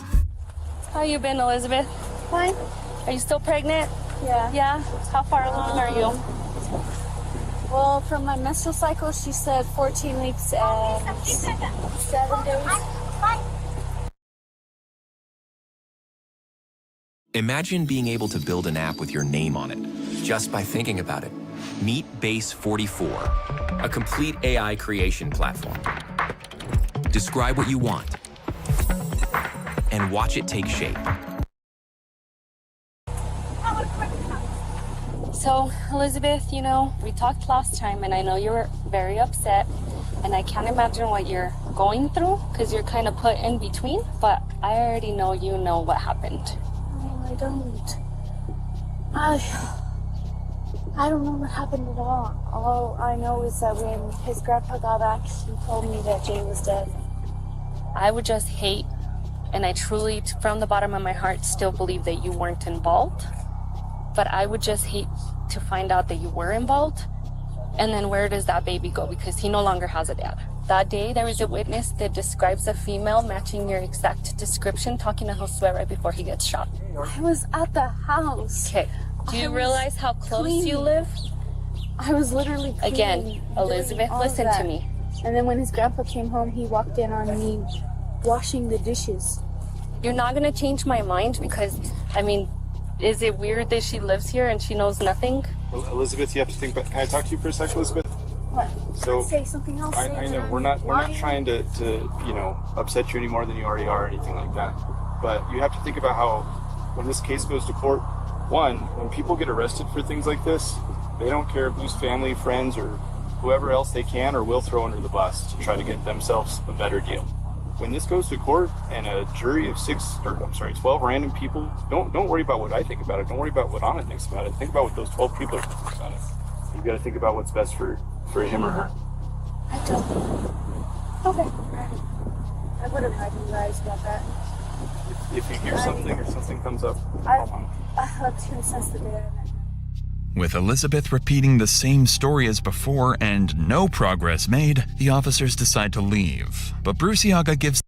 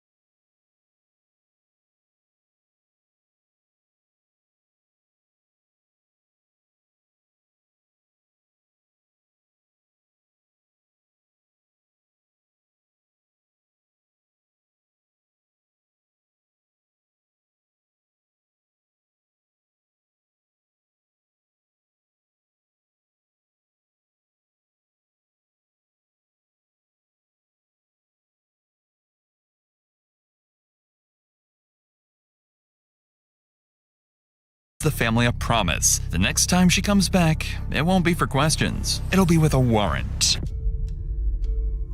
A month later, on June 15th, investigators finally get the break they've been waiting for. Cell tower data definitively places Angelo's phone at the scene of the murder at 11:20 a.m., the same time Jay was killed, directly contradicting his earlier alibi that he was home with his mother. With this new evidence, a warrant is secured for Angelo's arrest, and Bruciaga returns to the Baldonado residence, just as she promised. That afternoon, 16-year-old Angelo Baldonado is arrested and charged with murder. Now with the prime suspect finally in custody, police have the chance to interview him without his mother intervening. Bruciaga hopes this will be the moment they get to close the case for good. But to her surprise, Angelo isn't about to make that easy, because this time, he has an escape plan of his own. Hey, Angelo. I'm still in that chair, sorry. Is my mom gonna be here somewhere? Is your mom gonna be here? Was she driving? Was she driving down here? Oh, she was talking to one of the people that was there at the house. Oh, at the house? Yes. I was at the office, sorry, I was no longer at the house. Okay. She should be coming. So she should be coming. Okay. And if not, like, she should be coming. She should? Okay. So you do remember me, and I actually do know you remember me because you're like, can I talk to Anna? So, but again, I am Anna Bruciaga, deputy. This is my partner. So, Angelo, because you are a minor, I am gonna read you your rights, and we're That's why I want my mom here. That's me. Like, I didn't get questions if I wasn't like gonna talk to my mom about. So you want your mom here while I read you your rights as well? Yeah, I want her for the whole thing. For the whole thing? Okay, fair enough. Asking so much. At this time, you are going to get booked for your warrant, okay? What exactly is the warrant? It's a homicide warrant. But why are you doing this? Okay. Again, you know, because you said that you wanted to speak to me with your mom, I can't ask you questions. At this point, I am booking you for the homicide warrant, and that's all I can do. It's certainly not the response Detective Bruciaga was hoping for, but it's hardly surprising. After months of his mother keeping him away from investigators, Angelo refuses to speak without his mother or a lawyer present. With no cooperation and no confession, there is nothing more detectives can do. Angelo is booked into the county's juvenile detention center, held without bond while prosecutors prepare to take the case to trial. For now, he's the only family member officially tied to the crime, and investigators believe they've finally got Jay's killer behind bars. But what no one has caught on to yet is that Angelo isn't the one who pulled the trigger. He's just a scapegoat, taking the fall for a killer who's still free and quietly getting away with murder. A full year passes since Jay was tragically killed. His pregnant girlfriend, Elizabeth Baldonado, gives birth to his son in November 2000.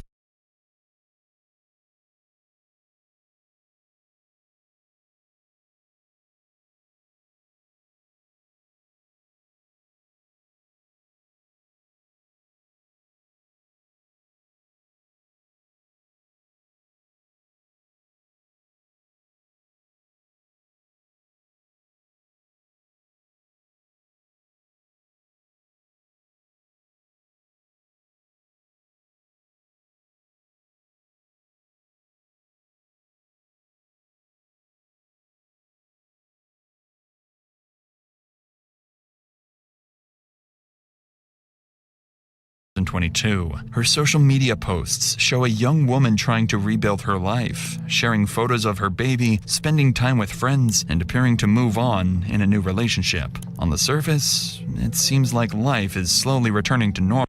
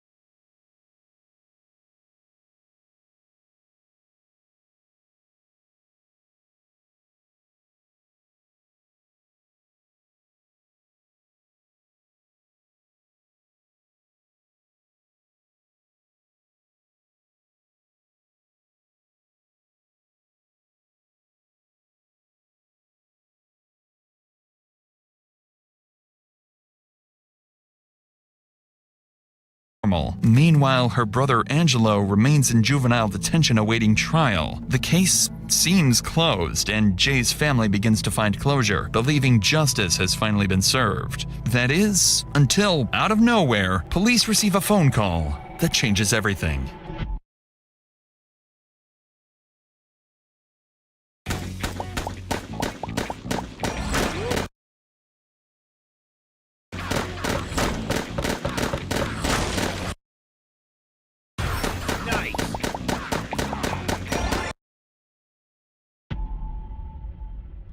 In March of 2023, a woman contacts detectives claiming she's been talking to Elizabeth's older brother Gilbert on Facebook, and according to her, he's just confessed to knowing exactly who killed Jay that day.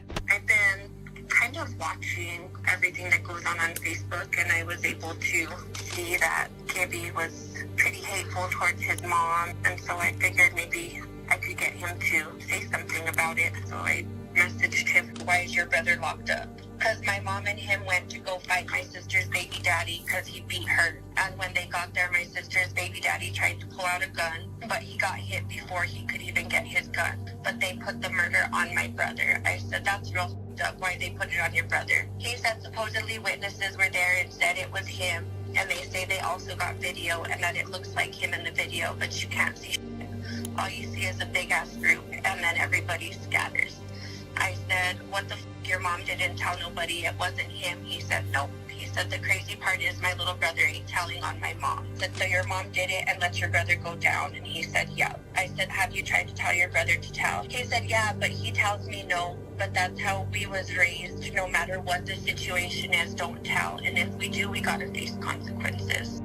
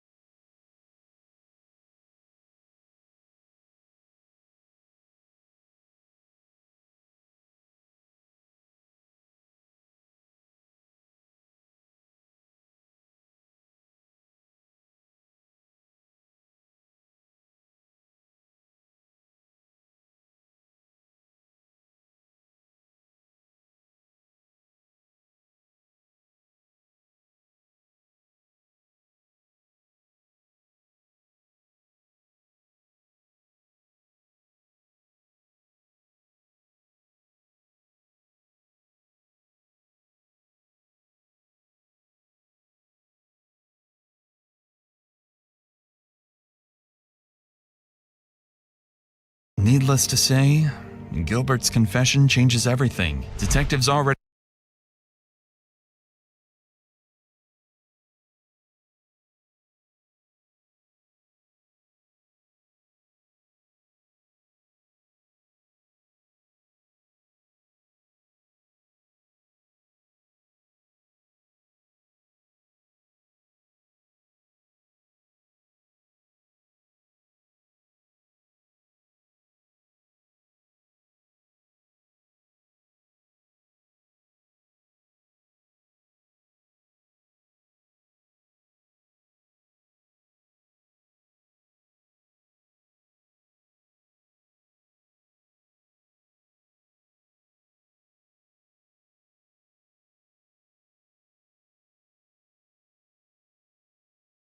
suspected Chavez's involvement in arranging the boxing fight, but no one imagined she was the one who pulled the trigger. Investigators begin to theorize that Chavez may have orchestrated the entire thing, luring Jay to the alley under the guise of a fight with her son, only to end it herself with a single shot to the head. But despite what sounds like a breakthrough, Detective Bruciaga knows she can't move too fast. Arresting Chavez now, based only on Gilbert's secondhand confession, could jeopardize the entire case. Without solid evidence, Chavez will be innocent in the eyes of the law.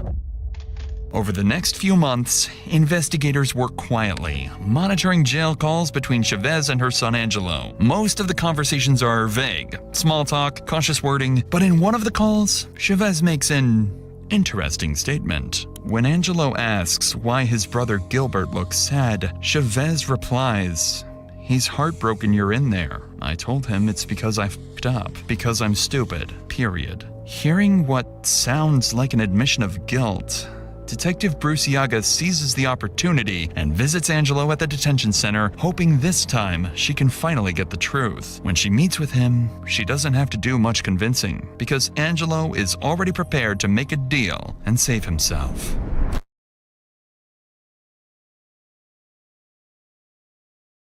What if you can create your own website by saying, this is what I want? With Wix, you can.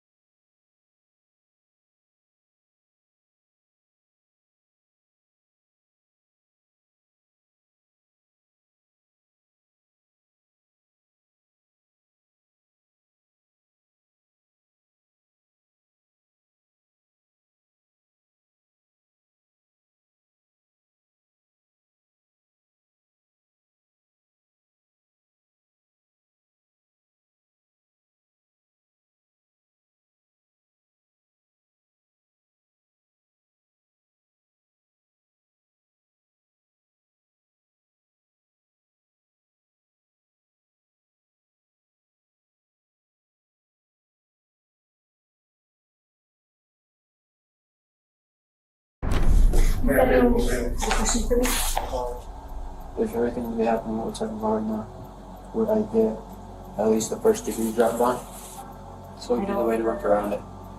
So if you're wanting to now give a statement, we can definitely schedule an appointment where it's me, you, and the attorney.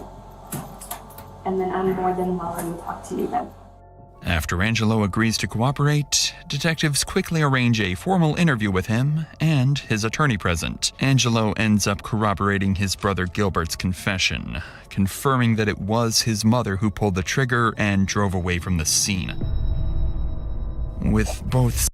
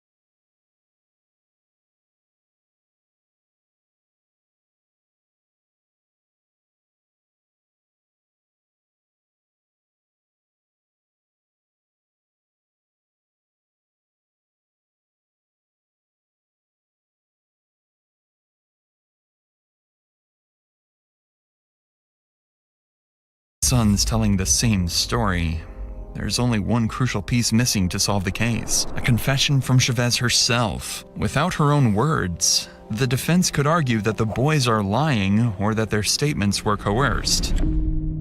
A few days later, an arrest warrant is issued, and Chavez is taken into custody. Detective Bruciaga brings her into an interrogation room determined to secure an admission. Not through confrontation this time, but through empathy. If the plan works, they'll finally close the case for good. But if Chavez sees through it, the interview will be over before it even begins.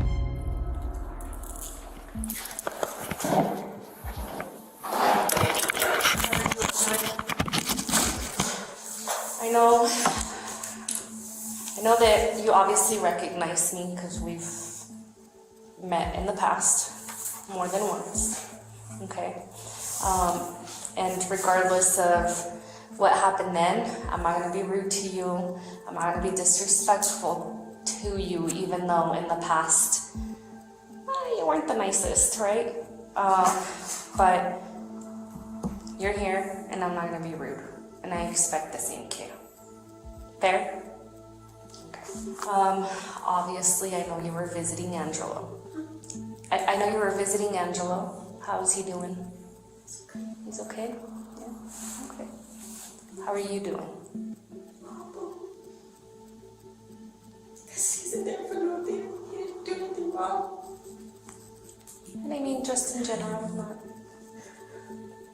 just because you already know why you're here. You've been in handcuffs.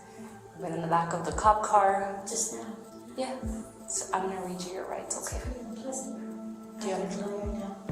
Okay, fair enough. With that being said, what's gonna happen now is I'm gonna stop this interview. You're going to jail on 2 warrants, okay? You do have an open count murder warrant, and you do have, and I have to look at that one to read you the exact, but it's a warrant, okay? And that's not mine. It's not for me to discuss, but that's what one of the warrants is for, okay? Unfortunately, things don't go according to plan. The moment Chavez realizes where the conversation is heading, she immediately shuts down the interview and asks for a lawyer. From here on, it's up to the court to decide whether the evidence against her is enough to prove what everybody already suspects.